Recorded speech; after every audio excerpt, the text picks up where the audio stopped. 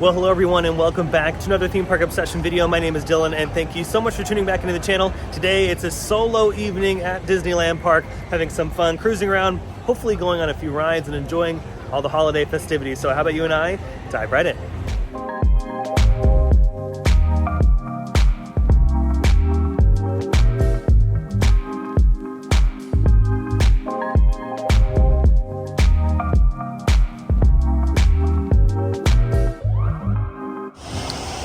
Oh yeah, it's time for another late night vlog from Disneyland. I was hanging out at downtown Disney for a little bit with some friends and I decided, you know, why not jump inside the park and have some fun for a little bit. So I took a ride on the monorail into Tomorrowland station. It's a nice ride. Not too many people on the monorail, which was nice, but there's a lot of people in the park today.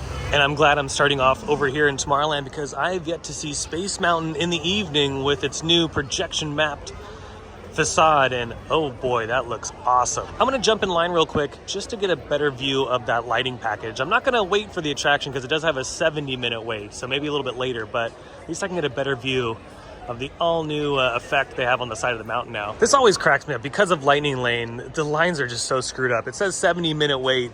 A lot of the queue is in here.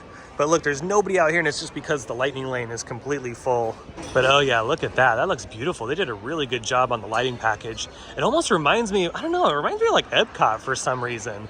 It's like the kind of the vibes I'm getting from it. Oh yeah, here's a great shot. Yeah, shout out to the lighting designers. Really did change the vibe entirely for Space Mountain. Used to be just the pure white, and then years ago, back in the late 90s, they had this is like more late 90s, honestly. For those that remember the new Tomorrowland, the 1998 Tomorrowland, had more of an industrial kind of feel to it, more grungy feel. And this is kind of a blend of like that with some, you know, obviously some new school stuff. I dig it. I kind of like the orange and the purple. In person, it's, yeah, like orange, purple, and little hints of pink in there. On camera, I feel like it kind of looks the same on camera. But yeah, this is beautiful. What's not so beautiful is the fact that this light right here is on and this one is just not having it. It does make you wonder if the Space Mountain lighting package is kind of the tip edge of what they want to do with Tomorrowland in the future. I don't think Tomorrowland's going to be going anywhere anytime soon just because of what Disney's currently doing in their parks and resorts in America. We're not really seeing a lot of investment when it comes to huge projects like something like the Tomorrowland project would be. So I think little things like the lighting package over here are what Disney's going to be doing, and we might see some improvements with interventions. We might see some goodies maybe over here. I don't know, we'll be keeping an eye on it. I do hope Tomorrowland does receive a huge renovation in the future, but I just don't think it's going to happen anytime soon. I've said it a million times, this land has massive amounts of potential, but I have a feeling also that Avatar might be on the horizon. And another thing to mention since I'm in Tomorrowland is the Disney Holiday Dance Party. It's very similar to the summer show, except obviously this one's themed to the holidays, and it's great for the kids to run around, burn off some energy. And what's really neat is they also teach you the dance moves, so you're not completely lost. Or if you're uncoordinated like myself, you can easily pick it up. Oh, and speaking of lights being out, looks like the Tomorrowland sign's having a hard time today too. I know we've been talking about Avatar and California Adventure, but I still think it just makes a little bit more sense over here at Disneyland. And I think the edge of Tomorrowland is probably the best spot for it, to be completely honest. They can have a space station base here in Tomorrowland, and you can ride something that will take you up into Pandora, and then you step out of the ship or something and into the world of Pandora. I mean, that would be really, really cool. And I think it would be a great way to keep Tomorrowland here at Disneyland and have something new in the park that could replace maybe a couple older attractions. And by older attractions, I'm saying like the Submarine Voyage and Autopia could be on the chopping block. I think a lot of people would favor Pandora over Autopia and Submarine Voyage, to be completely honest. Now that I finished up with Tomorrowland, I think what I'm going to do is maybe catch the fireworks over here by Small World, and then probably go on Mickey and Minnie's Runaway Railway, because I haven't been on that in a while, and it's always good to do that right after fireworks because they close Toontown for the show, but then they'll reopen it before park closing, and the line for Mickey and Minnie's won't be that long at all. So I could get pretty lucky But I might change my mind. I don't know. I'm still deciding on what to do. But I think I'm gonna do fireworks and Mickey and Minnie's Runaway Railway. Oh, this is very interesting over here at Small World Mall. They've kind of moved around the VIP area because on the opening day of the holidays here at the Disneyland Resort, this was all for like normal guests, and now it seems like they've roped this all off for reserved guests. So did they just expand the reserved seating? Because if they did, that's kind of a bummer. Alrighty, so a lovely cast member helped me out, and because I always try to get the latest information for you guys, this is for firework viewing. So the VIP area, the reserved area, switches up for fireworks only. For the parade, it's a little different. For the parade, you can chill up here. You don't have to be a VIP or get a dining package or anything like that. But for fireworks, it does change to this configuration. So just keep that in mind if you're gonna watch fireworks over here at Small World Mall. And honestly, what a great spot this is too to watch fireworks. You'll still get the projections like you do at the castle on Main Street. I believe you still get some snow in some areas here, but I mean, the fireworks are gonna be right here. So this is actually a really good spot. Also, the Rivers of America is a really good spot as well. Galaxy's Edge, I've shown that on the channel quite a few times. The only thing with Galaxy's Edge is you get no music and projections, you just get the fireworks, which I've said this a bunch of times too. Hopefully one day Disney will create a soundtrack specifically for Galaxy's Edge for some of these shows. It's definitely a little bit more R&D on Disney's part. They got to create 2 different songs now, but I think that would be pretty darn cool. This view never gets old during the holidays. I absolutely love this. It's so vivid in person. If you've never seen this in person, you got to make a trip out here to check it out because it is so darn cool. And for those that are not sure why they closed Toontown for fireworks, it's because Toontown is a firework fallout zone.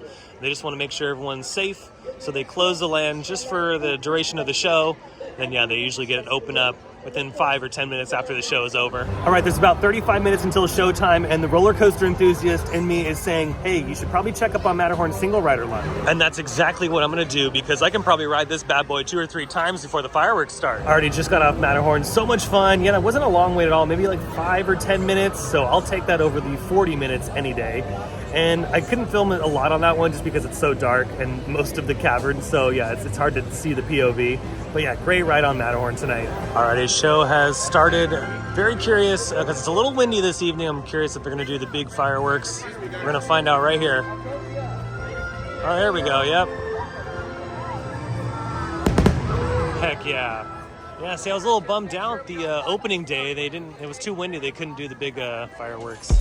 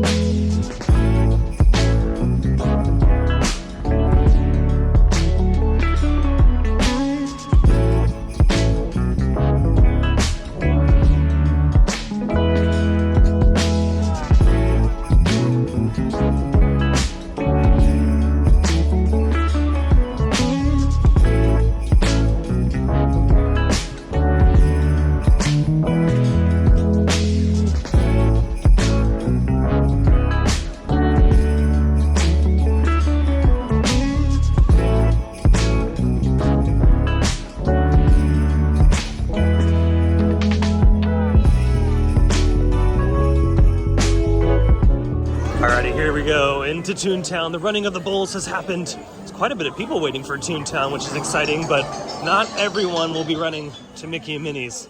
I know a lot of people are going to be running to, I know, watch out, watch out.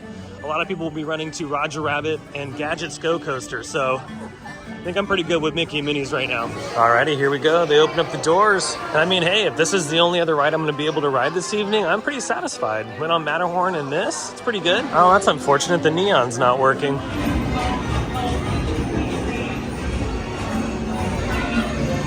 Oh no, the ride's like going crazy. Something's wrong. The audio just like cut out. We don't even have any sound effects. Oh, we got some sound effects. All right, I guess we're moving on to the next scene. Here we go. That was weird. Oh no, that's in B mode too. What the heck is going on? Oh, the maintenance crew's not here. We have to stop them before they go over them.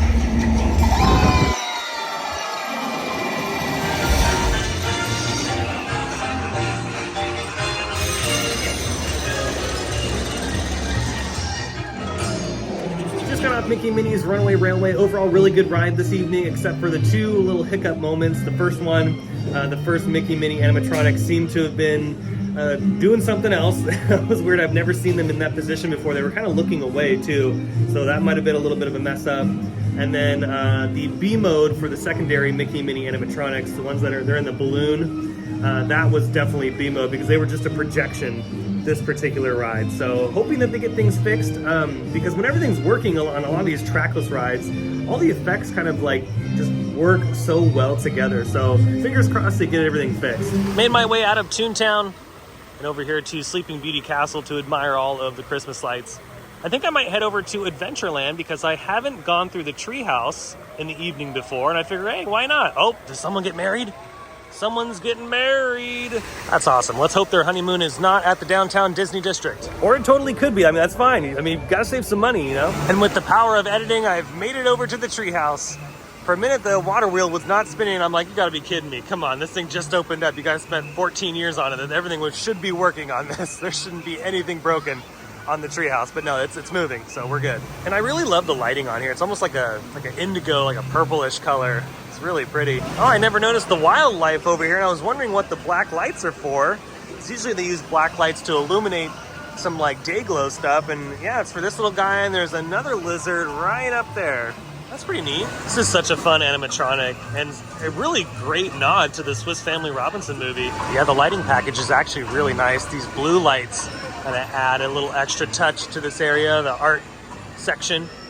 Again, I love these.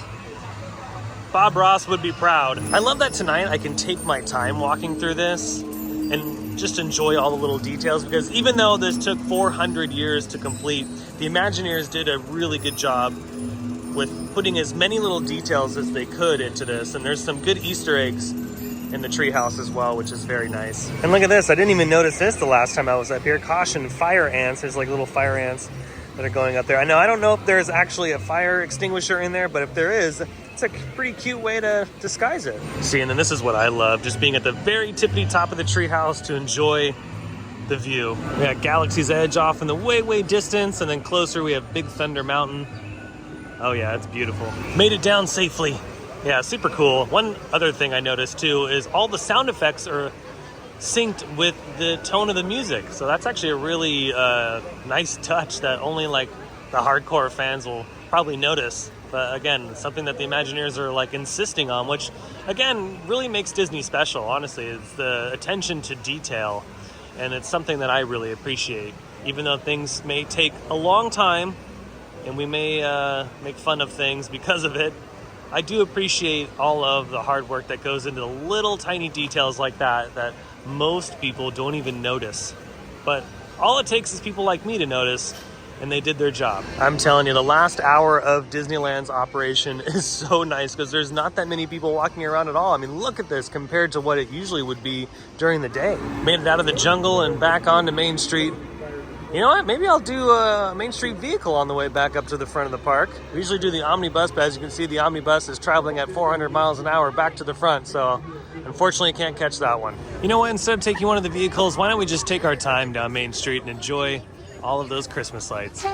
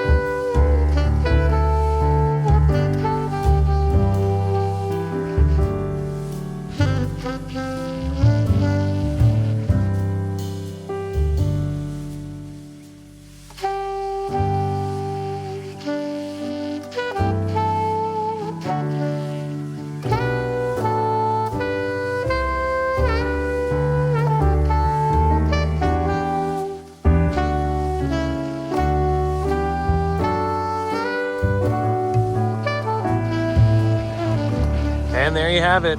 That was a fun evening at Disneyland, and I hope all of you enjoyed this quick little vlog from the park, just hanging out. Again, no agenda, nothing really to do other than just have a great evening and enjoy the ambiance. And of course, a few little thrills here and there. Fast forward to the next day to close out the video. I didn't want to close it out at Disneyland. I just wanted to get home. It was really late. By the time I got back to the car, it was like almost 1 o'clock. So yeah, I just wanted to hurry up and get back. But I hope you enjoyed today's vlog. If you did, you can let me know by smashing the thumbs up button. And if you're new to the channel and you love theme park content, consider subscribing because I have brand new videos, not just from Disneyland, but from a bunch of other parks from all over. Be sure to check out my socials by following the links down below in the description to Instagram and X. Other than that, I hope you have a beautiful day, morning, evening, whatever it is. And I'll see you next time in the parks. Bye.